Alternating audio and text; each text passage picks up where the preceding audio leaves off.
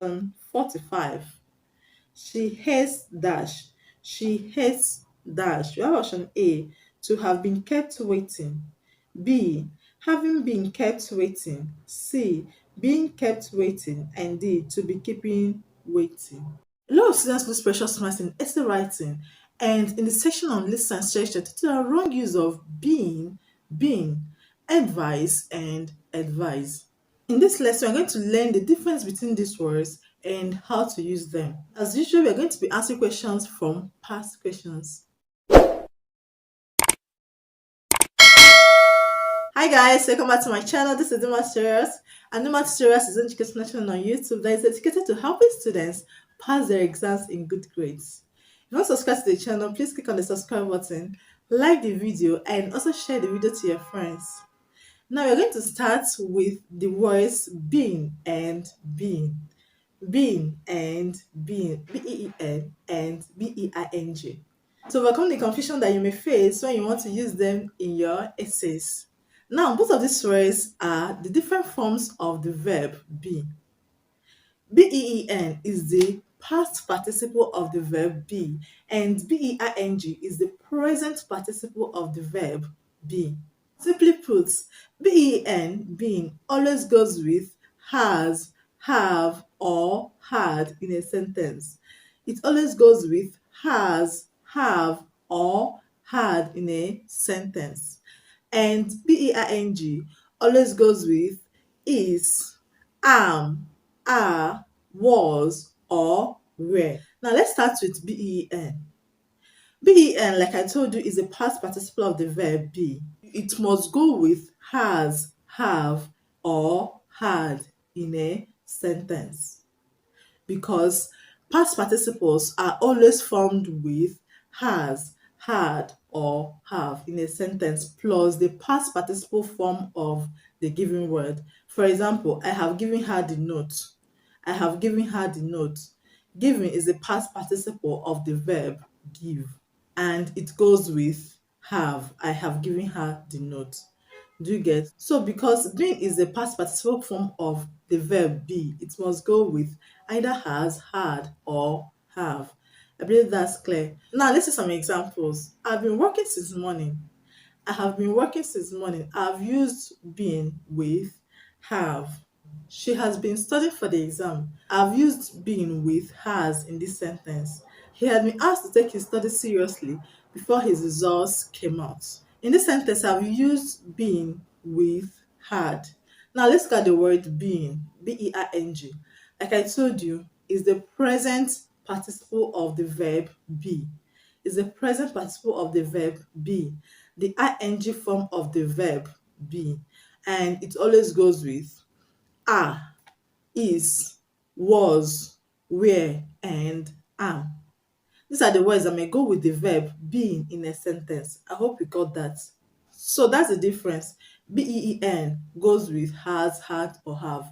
Being goes with is, was, are, were, or am in a sentence. I believe you now understand the difference between these words.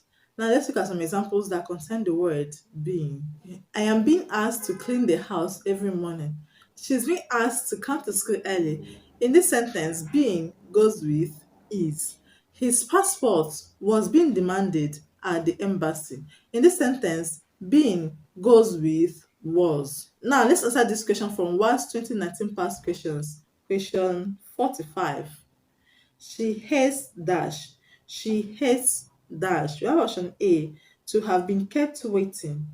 B, having been kept waiting. C, being kept waiting. And D, to be keeping waiting. The correct answer is option C, being kept waiting.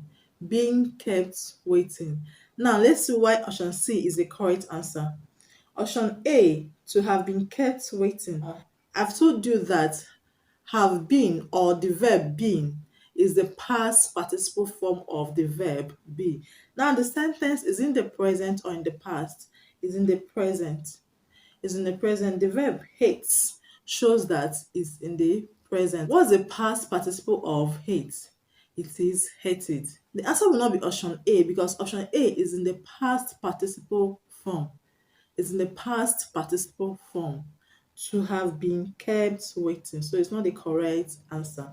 Option B, having been kept waiting. I already explained to you that being here makes the sentence to be in the past participle form and the sentence is in the present form. Now, option C, being kept waiting, like I said, is the correct answer. Being kept waiting is the correct answer. The sentence is in the present, so the option you're going to choose should be in the present as well. Now, option D, to be keeping waiting, is not the correct answer because when you say to be keeping waiting, it's not a good English expression. You have wrongly used the word waiting here as a noun. Now, let's see the difference between the words advice and advise. Advice and advise. When you want to give someone a recommendation on the best course of action, or when you want to give someone your opinion on the best course of action, that is advice or advise. They mean the same thing. But the difference is in the pronunciation and in the parts of speech that they belong. Advice, advice, is a noun. Is a noun. So you use it when you consider the opinion or the recommendation you want to give to someone as a thing. When you consider it as a thing, when you use it in a sentence as a thing, that's when you use advice. For example, can I give you some advice? Can I give you some advice?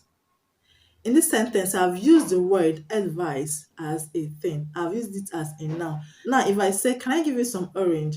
The sentence is still correct, just that the meaning is now different. So when you want to use advice, the one with a C, you should use it when you consider the opinion or the thing you want to say as a thing. Do you understand? Now, advise is a verb, so you should always use it as an action word. Whenever you see the opinion or the recommendation you want to give to someone as an action, as something you want to do, then use advise, the one with an S. Use advise. For example, I want to advise you. I want to advise you. Here, I've used the word advise as a verb. I've used it as a verb. I want to advise you. That means I want to do something for you. Now, I can replace the word advise with another verb. Let's say teach. Teach is a verb, is an action, right? Now, if I say I want to teach you, the sentence is still correct, just that the meaning is different now. Now, if I say I want to orange you, does it make sense? No, it doesn't make sense because I've used now where there should be a verb. So when you want to use advice, use it where you consider the recommendation or the opinion as an action. Use it as a verb. And advice, use it as a noun. The one with a C, use it as a noun. You understand? That's the difference. Another difference between these words is in their pronunciations. The one with C is pronounced advice. Advice. The C is pronounced S. S. And the one with S is pronounced advise.